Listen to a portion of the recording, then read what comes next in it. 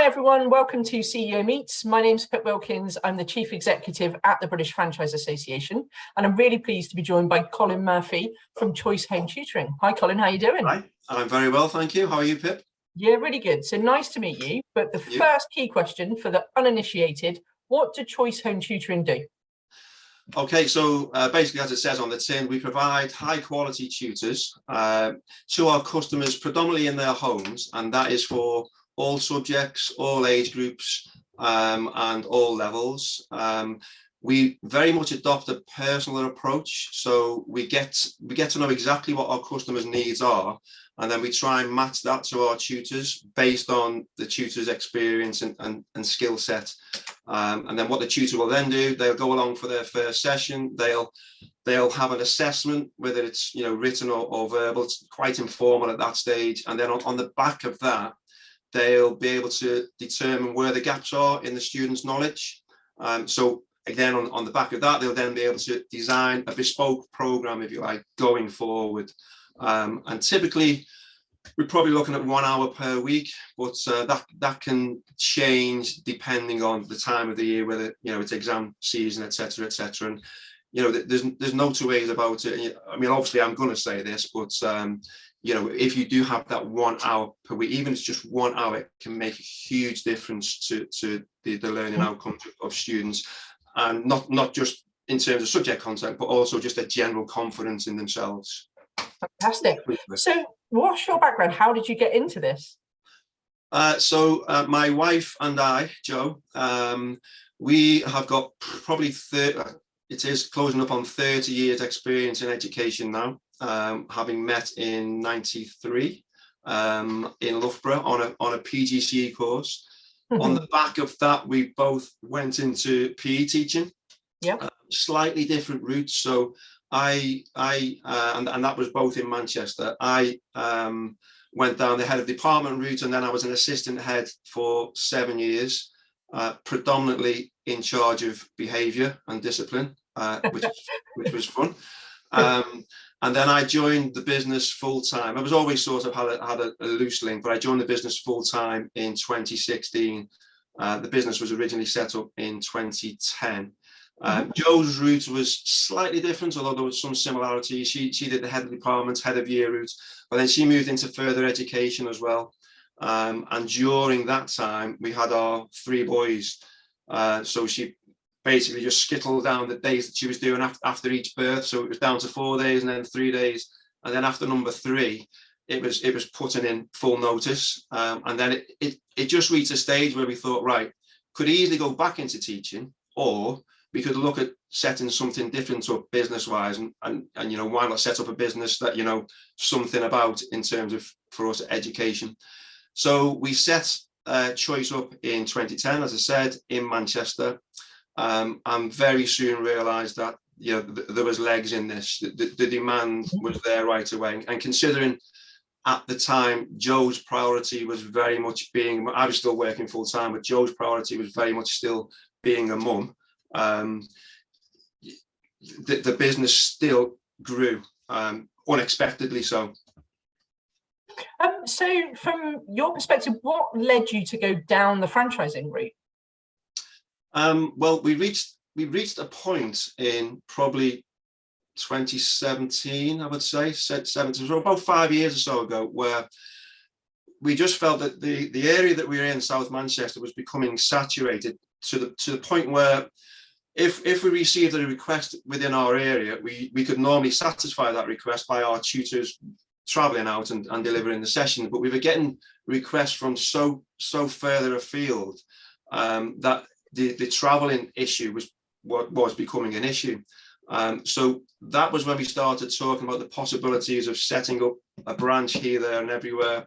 And then we discussed franchising, and I went to a BFA seminar in July of 2018, and that predominantly it was a case of looking at whether our business was viable to go into franchising, and very soon into that seminar realised it was, and on the back of that seminar I met a franchise consultant, if I'm allowed to say, Alan Wilkins of the Franchising Centre, and with his guidance we went down the franchising route, and you know, in terms of a recommendation, I couldn't recommend two things. One, going to a BFA seminar in those early days, but also commissioning the services of a reputable franchise consultant, because what he did was just make sure that we tick every box professionally and properly, so that it was always in our mind to become BFA members, which we did do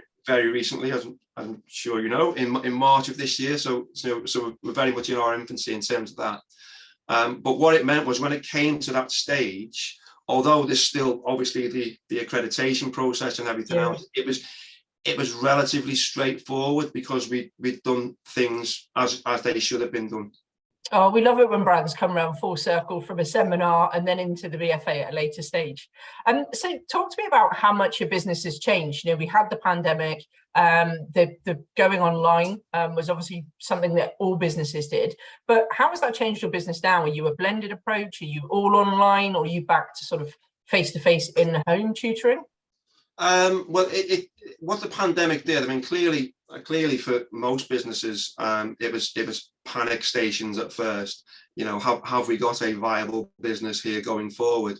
And the timing was also bad for us, in terms of, we literally just launched our franchise. So it was the back end of 2019 when we took on our first franchisee. So in the March of 2020, we had 3 franchisees who really had not got off the ground yet.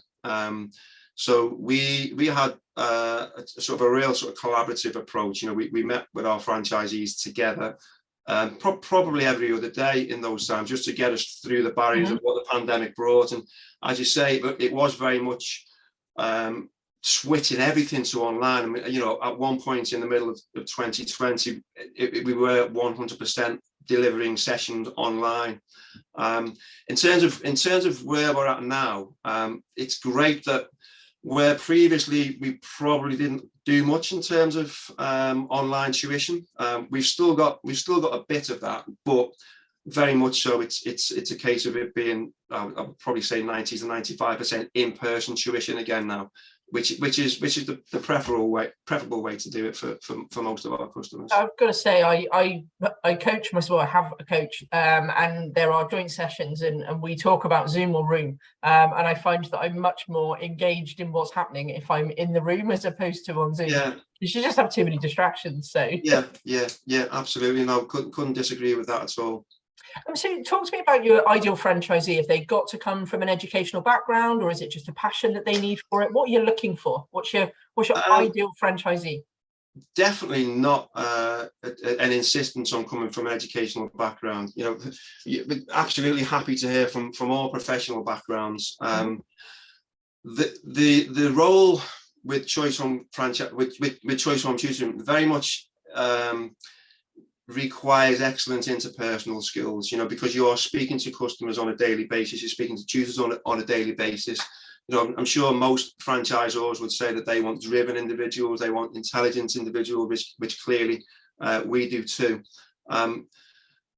Despite that, we have to have, when we meet our tutors, so if you go back a step, when we meet our tutors, it's important for us that we spend a lot of time with our tutors. I mean, obviously as well as our customers, in order that we get to a feel for our tutors. Because in terms of our business, we are only as successful as the quality of our tutors. So that is our yardstick. So if we meet tutors, and our tutors don't necessarily have to come from a teaching background. You know, we have had tutors who've come to interview, and we actually not work with them because we didn't get the right feel for them. So at that interview, it's very important for us to get a good feel, not just in terms of they need to know their subject knowledge inside and out. They also need to have a personality that we think is going to engage with the students that they're working with. So it's a similar sort of thing with our franchisees. It's very much a case of we need to get a good feel for them. And you know, to the point where I'm sure many franchisors would say a similar sort of thing. We have refused to take on franchisees who are adamant that they want a territory with us, but the feel just wasn't right. You know, it just meant too much hard work for us further down the line in getting things right. So yes, not particularly bothered about an educational background, but yeah, those boxes need to be ticked. Fantastic. I have one final question. I ask everyone a very similar thing. You've already given your kind of top tip for someone that's looking to franchise a business, in the sense that you're saying, you know, absolutely engage a proper franchise consultant. But if someone's looking to invest in a franchise, what would be your top tip to them in terms of their due diligence journey? Yeah, it very much is a case similar to somebody wanting to franchise their business. You have to do your research. Mm-hmm. You know, whenever we meet franchise or prospective franchisees for the first time, it's never a case of come with us. We would always encourage them to go away and do their research.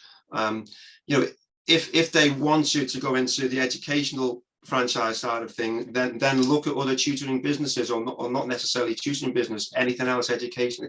They've got to see it as something that fits the way they want to take their lives and careers forward. You know, and it's got to be fun for them as well. You know, if I look at myself and Joe, we've got a real passion for education, always have done. So, you know, it's very much that sort of saying of, you know, you find a job that you love and you never work a day in your life, and that's, you know, it's a huge decision.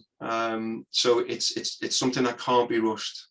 Okay, fantastic. Thank you so much for that. It's been really lovely talking to you today. And you, thanks, Pip.